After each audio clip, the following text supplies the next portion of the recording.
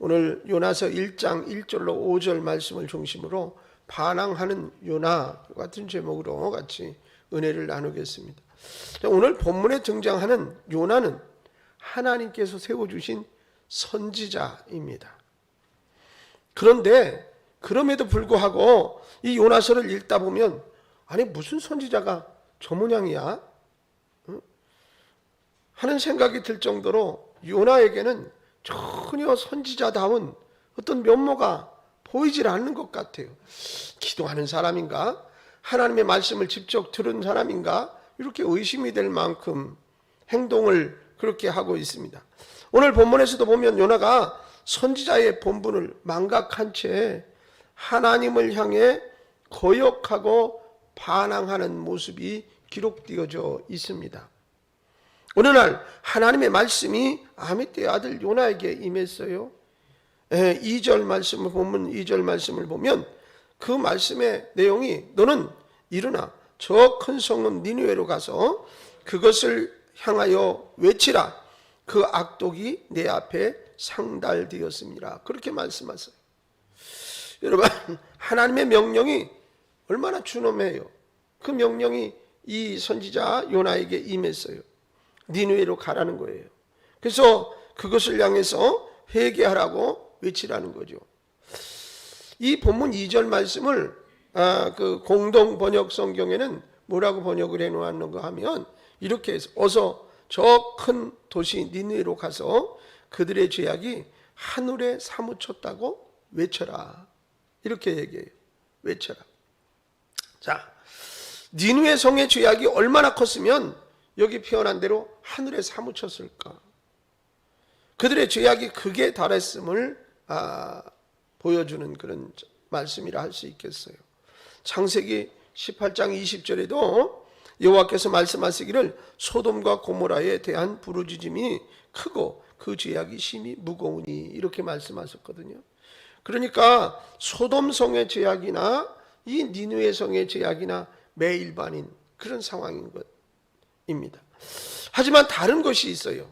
이 두 성의 그 범죄한 죄를 저지른 그 수준은 비슷한데 그 결과는 달라요.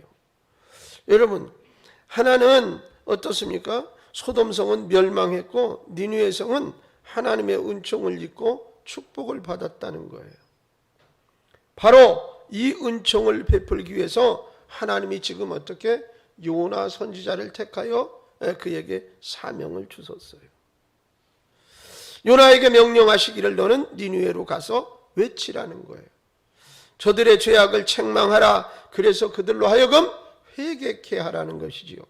그러나 요나의 소행을 보면 어떻습니까? 선지자라고 부르기조차 부끄러운 행동을 하고 있는 것을 볼 수 있어요. 3절 본문에 뭐라고 그래요? 그러나 요나가 여호와의 얼굴을 피하려고 일어나 다시스로 도망하려 하여 요바로 내려갔더니 마침 다시스로 가는 배를 만난지라.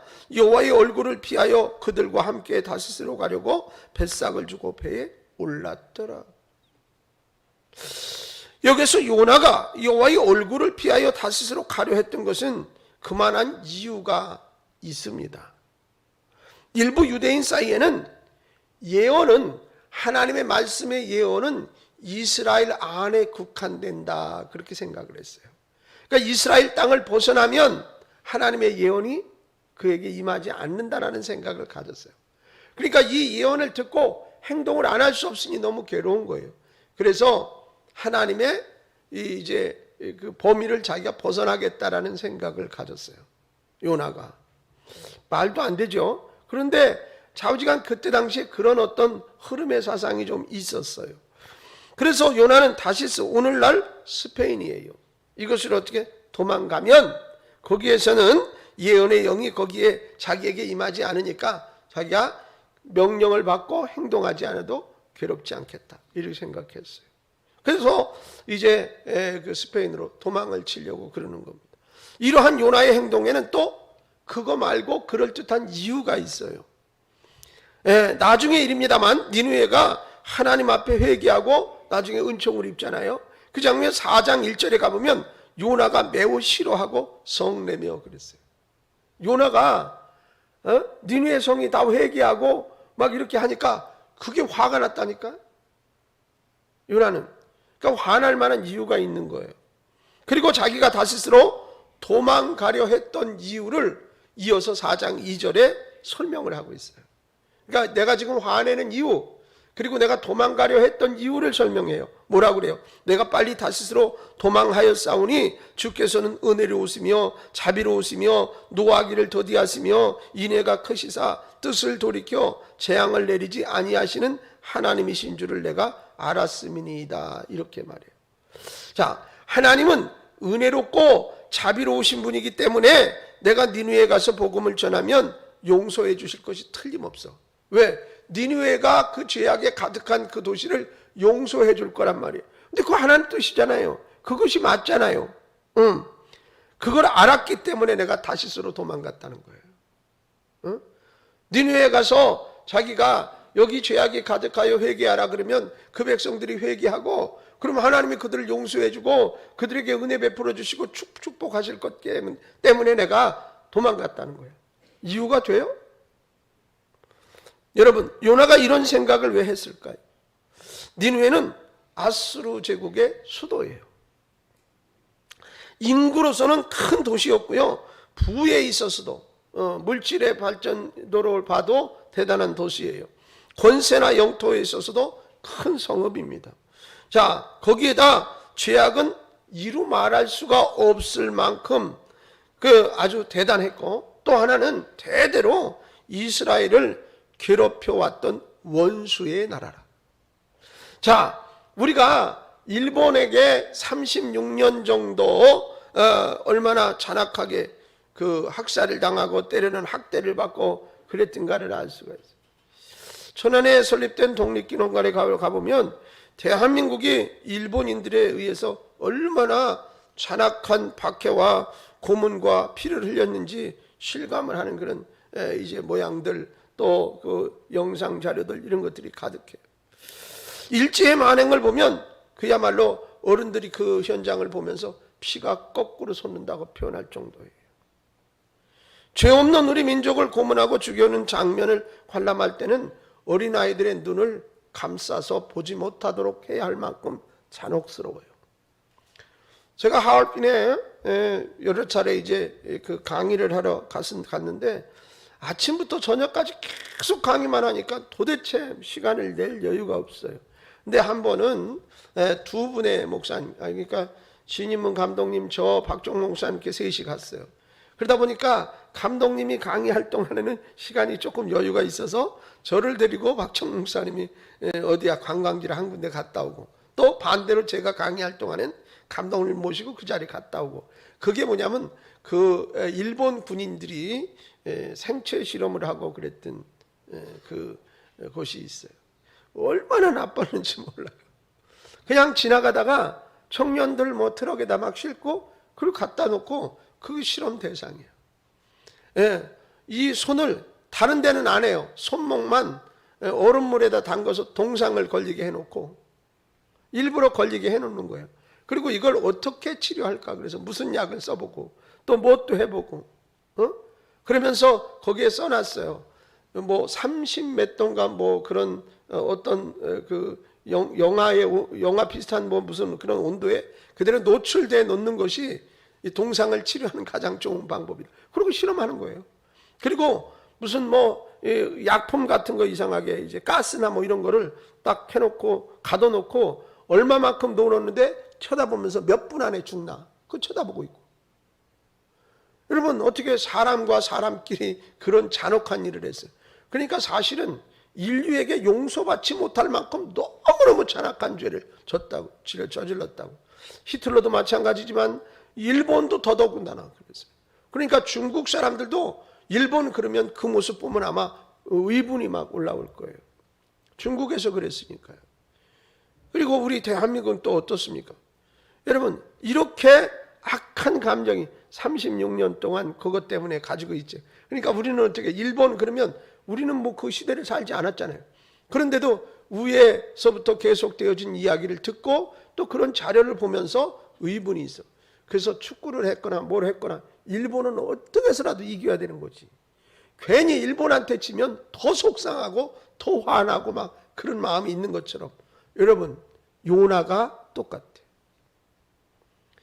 그러니까 아니 일본 나쁜 나라인데 우리식으로 표현하면 그래서 거기가 왜 회개해서 복을 받아야 돼? 거긴 벌 받아야 될 나라지. 이렇게 생각을 했어요. 그러다 보니까 요나가 니느웨에 대해서 가졌던 감정과 같다. 이런 맥락에서 보시면 돼요. 니느웨는 이스라엘 민족의 뭐예요? 원수예요. 그 원수의 나라에 가서 내가 왜 복음을 외쳐야 되고 복음을 외쳤을 때 그들이 회개하면 하나님은 자비로우신 분이기 때문에 반드시 용서해 주실 거고 그리고 그들에게 복 주실 건데 나는 그 꼴 못 봐. 지금 그거예요. 그래서 내가 거기 가서 외칠 수 없어. 도망가는 거예요. 여러분 요나가 꼭 나쁘지만은 않은 것 같잖아. 아유 얼마나 그 나라를 사랑하는 열정과 그 마음이 가득한 것 같아. 여러분 그래서 요나는 마지못해 니느웨의 복음을 전해놓고도 그늘에 앉아서 그 요나서 4장 5절에 보면 어떻게 되는가. 자기가 복음을 외치라고 그래서 아주 그냥 뭐 어디에 갇힌 것처럼 어쩔 수 없이 가서 얘기를 하고 외치고서는 어떻게 되나 그리고 지켜봤다고. 그럴 정도예요. 4장 5절에 보면 그 말씀이 기록되어 있어요. 요나가 성읍에 나가서 그 성읍 동쪽에 앉아서 거기서 자기를 위하여 초막을 짓고 초막살이 뭐 이렇게 지어놓고 그 성읍에 무슨 일이 일어나는가를 보려고 그 그늘 아래 앉았더라. 그러니까 요나는 마지못해 가서 그렇게 해놓고도 끝까지 그걸 지켜보고자 하는 그 마음이 어느 정도였겠는지 알겠죠. 그러니까 우리식으로 표현하면 요나 보고 저 나쁜 놈 이렇게만 말할 수 없을 만한 그런 상황이에요. 자, 요나의 마음은 니느웨가 소돔처럼 유황불에 완전히 다 타버리기라도 했으면 속이 시원하겠다라는 생각을 가지고 있을 정도란 말이죠. 니느웨에 대한 이러한 적개심 때문에 요나는 선지자의 본분도 잊은 채 다시스로 도망을 가려 했던 거예요. 이것은 하나님을 향한 요나의 반항이었습니다. 그런데 여러분 3절 말씀에 보면 묘한 현상이 벌어지고 있습니다. 그러나 요나가 여호와의 얼굴을 피하려고 일어나 다시스로 도망하려 하여 욥바에 내려갔더니 마침 다시스로 가는 배를 만난지라 그랬어요. 자, 요나가 나는 도대체 이 일은 용납이 안 돼. 그래서 지금 니느웨로 안 가고 도망을 가려고 스페인으로 딱 가보니까 어쩌면 배가 딱 대기하고 있다가 타세요. 이렇게 돼요. 여러분 요나는 지금 하나님의 말씀을 거역하고 있어요. 그러니까 하나님의 뜻을 묵살했단 말이죠. 근데 하나님은 니느웨 백성을 회개시켜달라고 그러셨는데 요나는 저놈들이 심판을 받아 불에 타 죽는 것을 보고 싶어 할 정도로 적개심이 가득해서 도저히 이것은 용납이 안 돼. 그래서 니느웨로 가지 않고 저 멀리 다시스로 가는 배를 타고 도망을 가려고 한다고요. 이미 말씀드린 대로 이스라엘 권역을 벗어나면 예언의 영이 자기에게 미치지 않을 거라는 생각 가지고 도망가는 거예요. 그런 요나가 가는 길이 왜 이리 평탄합니까? 하나님께 반항하고 불순종하는 요나의 길이 이렇게 평탄할 수가 없어요. 계획대로 일이 어떻게 착착착 진행되고 있습니다. 욥바로 내려가 다시스로 가는 배를 타고 가야지 하고 욥바로 내려갔더니 그때 마침 기막히게 타이밍이 딱 맞아 떨어져서 배가 대기하고 있습니다. 여러분 욥바로 가자마자 다시스로 가는 배가 출항에 백고동을 올리고 있단 말이에요. 다시스로 가는 배를 타기 위해서는 심지어는 그때 상황으로는 며칠 심지어는 수십 일을 기다릴 수도 있었는데 항구에 도착하자마자 그때 배가 막 떠나려고 대기하고 있으니 요나가 무슨 생각 같겠어요? 아주 형통하고 순조롭게 일이 진행되니 말이죠. 요나는 기분 좋게 배에 올라타고 다시스로 향해 다름질을 쳤습니다. 순풍에 돛을 달고 항해하는 요나, 하나님을 향해 반항하는 요나의 길이 너무너무 평탄하고 또 평안하게 펼쳐졌습니다. 우리는 흔히 이렇게 생각을 하고 그렇게 말합니다. 일이 순조롭게 진행될 때는 하나님께서 인도하고 계셔. 말하다가 뭔가 잘 풀리지 않는 상황에서는 하나님의 뜻이 아닌가 봐. 이렇게 말해요. 주여 뜻대로 하시옵소서.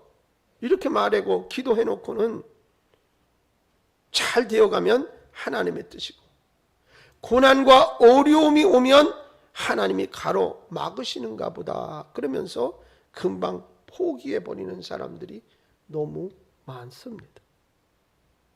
우리는 요나가 하나님 앞에 반항하는 길로 접어들었을 때 어쩌면 그 길이 처음에는 평탄하였다는 사실을 명심해야 합니다. 그러나 그 길은 하나님이 원하시는 길이 아니었고 오히려 멸망의 길이고 책망의 길이었음을 이 요나서를 통해서 깨닫습니다. 자, 여기까지 말씀을 드리고 사도 바울 얘기를 조금 하겠습니다. 사도 바울을 보십시오. 바울은 3차례에 걸쳐 세계 전도 여행을 하고 복음을 전파한 사도입니다. 그러나 그는 가는 곳마다 핍박을 받아야 했고, 또 매를 맞아야 했고, 옥에 갇히고, 또 죄인이 아닌 죄인이 되어서 갖은 고난과 고통을 겪어야 했습니다. 특히 누스드라에서는 유대인들이 바울을 죽이기 위해 돌로 쳤습니다. 여러분 사도행전 14장 19절로 20절 말씀해 보면 결국 저들은 바울이 죽었는 줄 알고 성 밖에 내다 버렸습니다. 보세요. 유대인들이 안디옥과 이고니온에서 와서 무리를 충동하니 그들이 돌로 바울을 쳐서 죽은 줄로 알고 시외로 끌어내치니라. 20절 말씀을 보세요. 제자들이 둘러섰을 때에 바울이 일어나 그 성에 들어갔다가 이튿날 바나바와 함께 더베로 가서 그랬어요. 여러분 바울이 삼층천을 보았다고 한 것이 바로 이때일 것이다 라고 학자들은 추정을 하여 설명을 합니다. 그러나 기적적으로 살아난 바울은 이튿날 어떻게 합니까? 바나바와 함께 더베로 가서 복음을 전했어요. 여러분 루스드라에서 더베까지는 약 96km의 거리예요. 어제 무슨 일이 났어요? 바울은 돌에 맞아서 기절했다고요. 그래서 죽은 줄 알고 성 밖에 내다 버렸다니까요. 그 일어나서 깨어났어요. 그리고 96km를 달려갔다. 여러분 바울의 삶이 녹록하냐고요? 형통하냐고요? 축복된 삶이냐고요? 전혀 그렇지 않아요. 너무 험난해요. 너무 힘들어요. 너무 고통스러워요. 그런데 그는 발걸음을 멈추지 않아요. 여러분 자동차가 있는 것도 아니에요. 걸어가는 거예요. 그런데 하루에 96km 가려면 달려가야 돼요. 그래서 바울이 전도 여행을 했다는 그 현장에 가서 저는 이 길을 달려갔겠구나. 근데 어제 저녁에 어떻게? 돌로 맞아가지고 기절해가지고 죽은 줄 알았을 정도로 심각해요. 그러면 하루 정도는, 아니 일주일 정도는 좀 몸을 추스리고, 그리고 어떻게 좀 뭔가 회복을 하고 그리고 움직여야 맞잖아요. 하나님이 그런다고 그래가지고선 너 너무너무 잘못했어 라고 말씀하실 것 같지 않아요. 죽도록 돌에 맞은 그 상처를 이끌고 어쩌면 비틀거리면서 96km의 전도 여행을 중단하지 않은 바울을 보세요. 이 여행은 생사를 넘나드는 죽음의 여행 같아요. 생명을 살리는 일이지만 자기 자신은 마치 죽음을 넘나드는 죽음의 여행 같아요. 자, 바울의 삶은 죽음을 넘나드는 험난한 삶이요. 요나의 삶은 지금 현장 너무 평탄해. 그런데 우리는 이미 알고 있어요. 어떤 것이 맞는 것인지. 바울은 지금 사명을 향해서 가고 있어요. 요나는 지금 사명을 피해서 도망가고 있어요. 두 환경의 상황을 보면 영반대예요. 하나님은 바울을 평탄케 하시고 형통케 하시고 축복하시고 칭찬하시고 그래야 맞잖아요. 도망가는 요나는 어떻게? 평안해. 도망가는데 배가 딱 대기하고 있고 뭐 착착착착 맞아 떨어지는 거예요. 사랑하는 여러분, 바울이 고난이 왔다고 해서 하나님의 뜻이 아닌가 보다 하고 포기했나요? 다시 말해, 고난이 오면 하나님의 뜻이 아니고 평탄하면 하나님의 뜻입니까? 반항하는 요나의 길이 평탄하였다는 것을 우리는 생각해 봅시다. 또 세상이 돌아가는 모습을 한번 보세요. 사기꾼들이 더 잘 살고 악인이 형통하고 권력과 돈을 무기로 향락에 빠져서 타락의 삶을 살아가는 사람들이 더 평탄하고 승승장구하는 모습을 수없이 지켜보잖아요. 여러분, 평탄하다고 순풍에 돛을 달았다고 돈을 뿌리며 향락을 즐기며 사는 졸부들의 인생이 형통하다 할지라도 그것이 진정 하나님의 뜻이고 그것이 진정 축복이라는 생각은 하지 마시기 바랍니다. 왜냐? 머지않아 요나에게 태풍이 몰아쳐 올 것이기 때문입니다. 사랑하는 여러분, 인생을 살다 보면 평탄할 때가 있고 고난과 풍파가 올 때도 있어요. 때로는 고난이 오고 또 힘들지라도 우리는 오직 믿음 붙들고 나아가야 하는 구별된 하나님의 자녀들이 성도들이라 그 말이에요.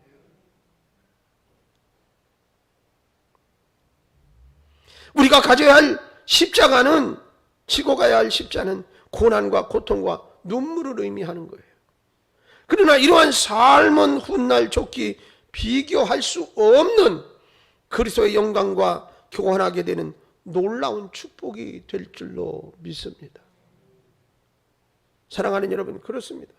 우리들이 가는 길이 형통하다고 해서 그것이 축복의 길이고 지금 고난을 받고 있다고 해서 그것이 이제 어떤 벌 받는 그런 길이다.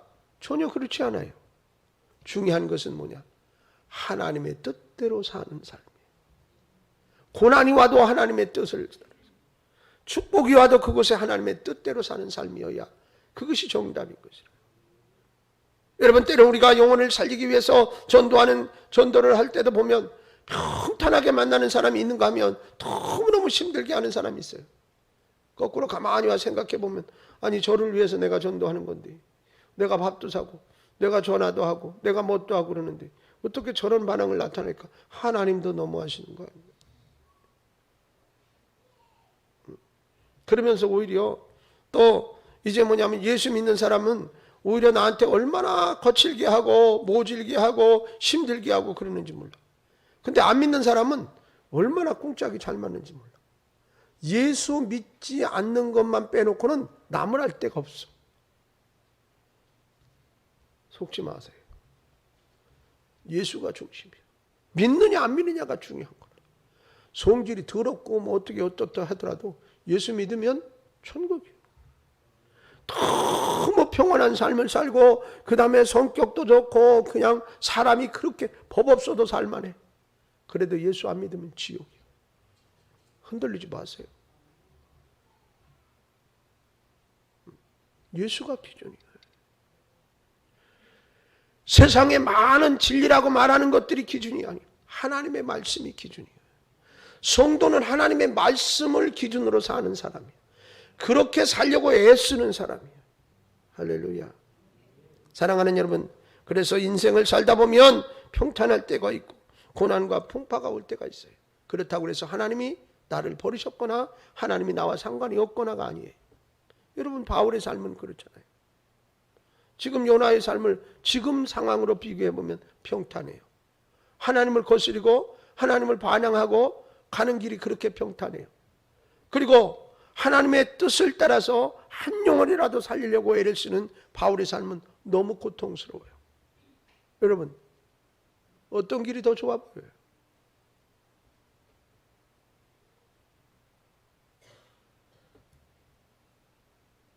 보여지는 현상만을 가지고 우리는 선택하려고 그러잖아요.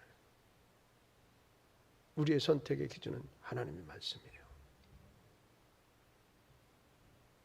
믿음이 있는 사람은 그 고통을 당해도 하나님의 말씀대로 살려고 했을 때 오히려 어떻게? 육체는 피곤하고 정신적으로 피곤하고 여러 가지로 힘듦이 있어도 영적으로는 충만할 수 있어요. 요나는 얼마나 평탄한 삶을 가면서도 우리식으로 생각, 한쪽에 얼마나 불안할까요?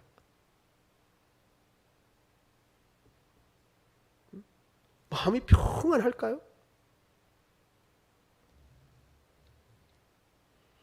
여러분, 앞으로 우리 앞에 순탄한 길이 펼쳐지든지 아니면 태풍과 고난의 길이 펼쳐질지라도 하루하루 주님을 의지하며 주님만을 바라보며 나아가는 여러분이 되시기를 주님의 이름으로 축원합니다. 지금 환경이 어떠냐, 지금 상황이 어떠냐라는 것이 중요한 것이 아니라 내가 주님과 동행하고 있느냐라는 것이 중요해요. 지금 험난하다 하더라도 주님과 같이 있으면 괜찮아요. 지금 평안하다 하더라도 주님과 같이 있지 않으면 그건 결론이 제대로, 결과물이, 여러분, 그래서 마지막 때 열매를 보고 판단하고 또 그 열매를 통해서 우리의 삶을 이제 마지막 조명해 볼 수 있어요. 여러분, 천국이냐 지옥이냐, 지금은 안 믿는 사람이 더 잘 사는 것 같고 못된 짓 하는 사람이 더 주목받는 것 같고 우리는 하나님의 뜻대로 살려고 그러는데 어쩌면 이렇게, 여러분, 이 세상의 삶은 그리 길지 않아요. 성경을 통해서 보면 길어야 80년, 100년. 대한민국은 지금 뭐 평균 연령이 80세가 넘지만 저희가 이제 케냐 갈 건데 제가 다음 달에 거기는 50 몇 세가 평균 연령이에요. 60을 못 살아요. 56세가 평균 수명이에요. 그러니까 우리보다 얼마나 뒤떨어져요. 그러니까 세계를 다 통틀어서 보면 지금 80세를 넘지 못하죠. 그러니까 성경이 말한 대로 장수하면 80이라는 말이 맞는 거예요. 근데 우리는 이미 벌써 그런 어떤 혜택을 받고 살아가고 있어요. 사랑하는 여러분, 오늘도 내 환경이 어떤 것이 중요한 것이 아니라 내가 주님과 손 붙들고 있느냐가 중요해요. 주님과 동행하고 있다면 감사할 수 있기 바랍니다. 여러분, 주님이 함께 하시면 그것이 곧 하늘나라. 그래서 결과물만 자꾸 들여다볼 게 아니라 나를 조명하여 보면서 주님과 내가 동행하고 있는가를 다시 한번 돌아볼 수 있기를 바랍니다. 여러분, 주님과 손을 붙들고 있는가? 혹여 멀어졌으면 달려가서라도 다시 붙들어야 합니다. 주님이 오라 하실 때 가고 또 서라 할 때 설 수 있는 여러분이 되셔서 여러분의 생애와 삶이 복된 생애가 되어지기를 다시 한번 주의 이름으로 축원합니다.